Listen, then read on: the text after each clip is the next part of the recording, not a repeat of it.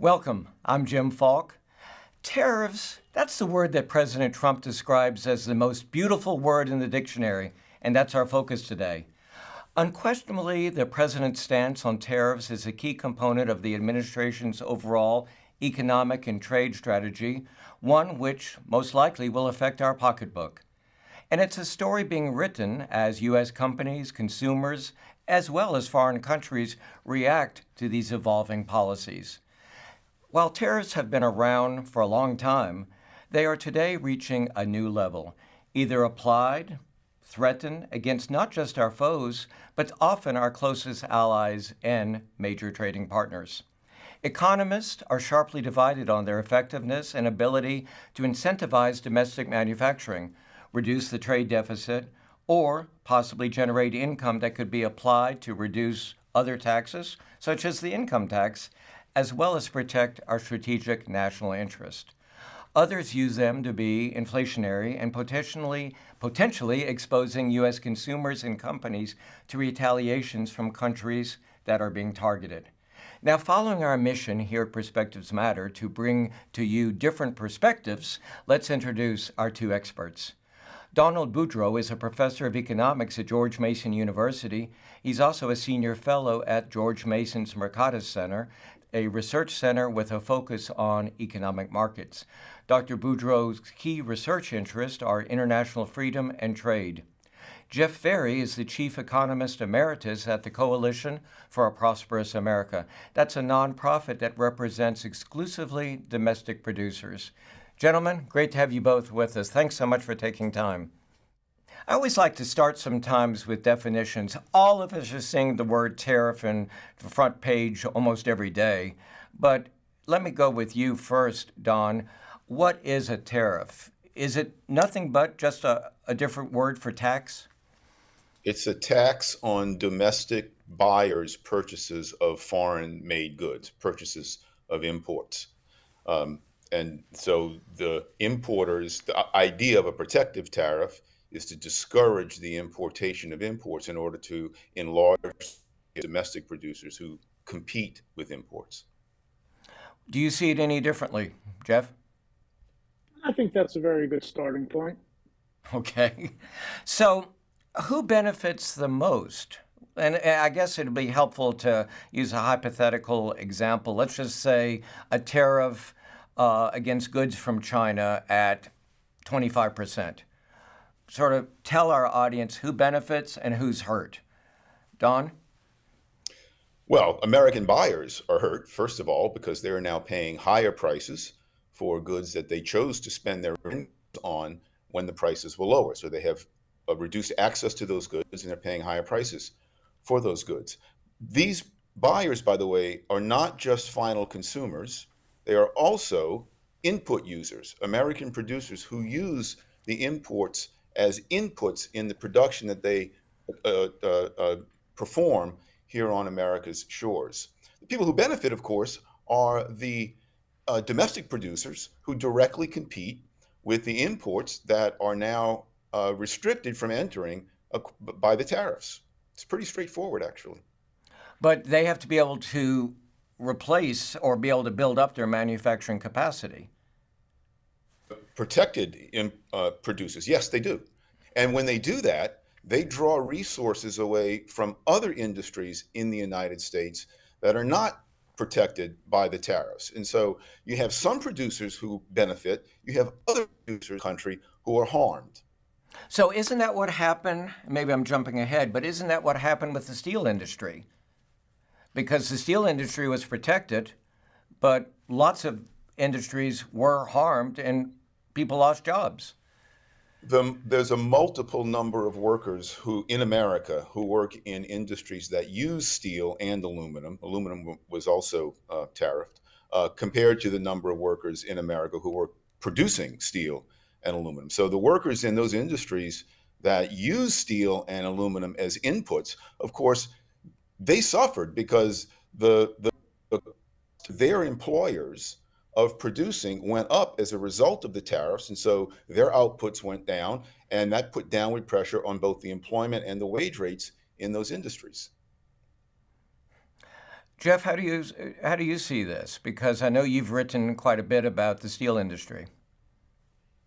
I think there's a lot of myth involved in what we just said. I mean, first of all, it's important to remember that every consumer is a producer, unless, of course, he or she is unemployed or retired, right? The way a country gets rich is by producing goods.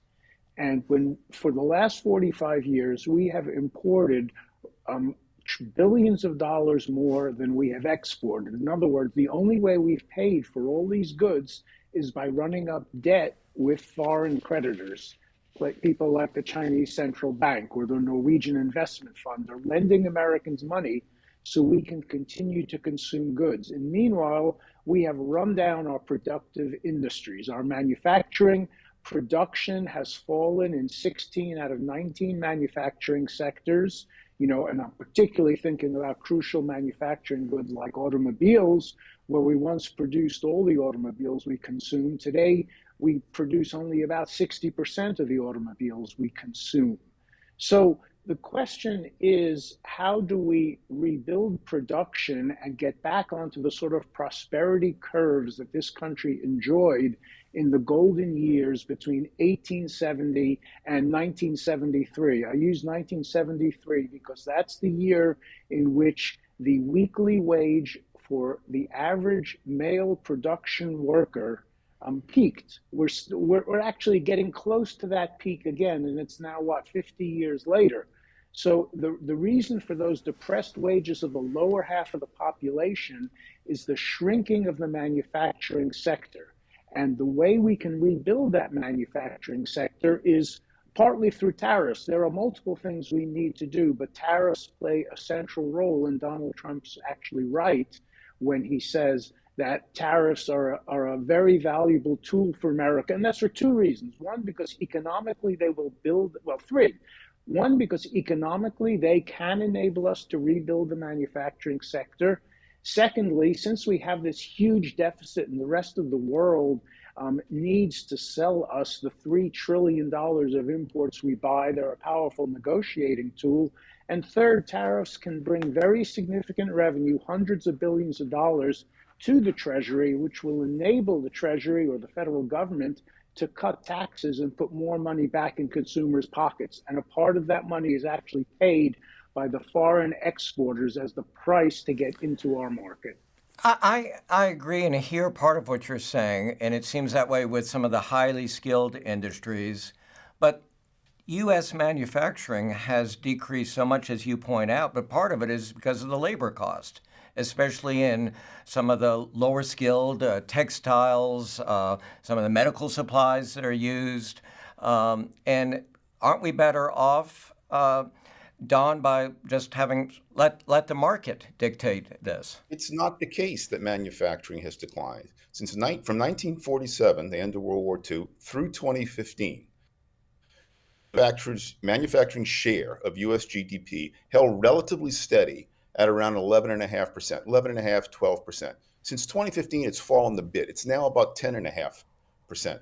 Manufacturing has not declined as significantly as a share of GDP. Manufacturing employment peaked during the war in 1943 and has fallen rather steadily ever since. In fact, the decline in manufacturing employment as a share of the workforce slowed starting right around the Great Recession. So manufacturing is on the ropes in the U.S. And the great bulk of the decline in manufacturing employment, economists have estimated this. The estimates vary a little bit between 70 to 80, sometimes 87, 88%. The great bulk of the decline in manufacturing employment has nothing to do with trade. It has mostly to do with labor-saving technology. We see no change in the trend of employment in manufacturing when America started running trade deficits in 1976, or when NAFTA went into effect, or when China joined the WTO. That's just a fallacy. Manufacturing output continues to thrive in the U.S., while manufacturing employment has been falling now for more than 80 years as a share of the total workforce. Jeff, I'll ask you to reply to that. Well, that gets into statistical issues. Almost the whole of the growth in manufacturing output, as it's reported by the federal government, is due to the growth in the computer and electronics sector. Other sectors have declined, whether you measure it in value added or in output, and certainly in employment. And the computer sector is a bit of a bit of a puzzle, right? No, it's almost impossible to go out and buy a computer made in the USA today. Yet the federal government's figures show that computer output is very, very high. So I question all those figures, and I think the $800 billion trade deficit tells us that, hey, we are importing far more than we are making here. You cannot buy a toaster made in the United States. There's any number of manufactured goods that either are not made in this country or are only made in this country at the very high luxury end. Now, on the other hand, I agree with Don when he says that technology and labor-saving technologies have played a role in this, and that's absolutely true. But most of the studies that you look at find that trade has played as much of a role as labor-saving technology. Now, it depends on the industry, but the point is that we do not want to get in the way of labor-saving technology. We want to keep pushing technology forward. We don't want to keep pushing imports forward. We want to identify the sectors where the U.S. should be making its own goods and paying for its own consumption. And those tend to be the high value added sectors, exactly like computers and semiconductors and automobiles, which is a high value product and where we're today importing far more automobiles than we were 20 or 30 years ago. So I think you have to be very careful with the statistics. And instead of picking apart the statistics, what you have to say is, what is your aim here? So I'm looking at a study from the New York Fed, and it said that in President Trump's first term, tariffs led to substantial increases in the prices of intermediate and final goods, up to $1.4 billion per month. It seems to me that when we are trying to get inflation down, that this is not going to sit very well. Okay, so people who talk about tariffs and inflation, it reminds me of the old Sammy Davis song, accentuate the negative and forget about the positive, right? Tariffs raise prices in small amounts. How small? Well, the best study of steel prices showed that the 25% tariff on steel raised the price paid in the US for steel by 2.4%. A tenth of the headline value of the tariffs. Back in 2018, when the Trump administration first time around first imposed the tariffs, and you had this major revolt of the economics community. How dare a president of the United States ignore economists when 90 or 98% of them say tariffs are a bad thing, terrible thing, and they all said it would lead to inflation, it would be passed directly to the consumer. At that point, I went to functions with other economists who told me that it will all be paid for by the consumer. And I would say, well, most of the Chinese goods that are being tariffed at 25%. Can you name one product where the price has gone up by 25% and the consumer's paying that full amount? And not one economist was able to name even one product where prices had gone up by 25%. Well, I think some of the companies had to absorb that. Don, I want to hear what you say on this. There were numerous studies of the effects of Trump 1.0 tariffs, and they all the credible ones, certainly come to the conclusion that the vast bulk of the tariffs are passed along to consumers in the form of higher prices. That's the very point of tariffs. If the Chinese absorbed the tariffs, then it wouldn't raise the prices, or if the exporters absorbed the tariffs, it wouldn't raise the prices that Americans pay, and it wouldn't protect American industry. It's the very point of the tariff is to raise prices paid by domestic consumers. You can't have it both ways. You can't say, oh, tariffs are a very good tool for protecting domestic industries, and at the same time say, oh, but they don't raise prices that consumers pay. It's got to be one or the other. It can, as a matter of logic, it can't be both. And as a matter of empirics, they show that, in fact, President Trump was correct in understanding that his tariffs would raise the prices that American consumers paid for imported goods in order to protect those industries that compete with the imports. Don, when do tariffs make sense? And it seems to me that one of the issues is that if you're talking about a tariff of 10%, or maybe even 25%, But when you start talking about tariffs that are 50 or 60%, that's a whole different kettle of fish. Let me first express a slight bit of agreement with Jeff. I am not among the economists who label tariffs as inflation is caused by many other factors. Tariffs have a because they are so small. Trade is still relatively small in our economy, and the tariffs themselves are not very large relative even to trade. And so the impact they have on prices can't be the source of the inflation that, or certainly not the major source of the inflation that we suffered over the past few years. But they do, nevertheless, raise the prices of those goods that are tariffed. Now, when consumers pay more for those goods, they have to take income away from buying other goods, and so the prices of those other goods fall, and so the price level remains the same. When do tariffs make sense? Only when they serve a legitimate national security purpose. Tariffs do not promote economic growth. We have tons of studies on this. Tariffs certainly do not promote employment growth. The number of jobs in the economy is not a function of trade or trade policy. It's a function of macroeconomic conditions, of labor market policies. Trade determines where jobs are, in which industries they are, and not the total aggregate number of jobs. So I would be willing to hear and perhaps even say a kind word for tariffs if a legitimate case were made on national security grounds. Other than that, Americans are made wealthier by our government artificially restricting our access to goods and services that foreigners are willing to sell to us. One thing that seems to be happening now in the early months of the Trump 2.0 is that tariffs are not just being used as an economic weapon, but really are being used politically. And we saw that back a while ago with the situation with Colombia. Tariffs typically have not been used that way. Is that correct? Well, they have a bit in the past, but Trump is moving it to a new level. Use of tariffs as a bargaining tool, especially to bring about non-trade related outcomes, only further reveals the incoherence of Trump's trade policies. If you really believe that tariffs are necessary to protect the American economy and to promote growth, well, by all means, then impose them and don't threaten to don't agree to take them off just because some other country changed its fentanyl policy. And so the tariffs, and in terms of raising revenue, which was the original purpose of tariffs in the United States.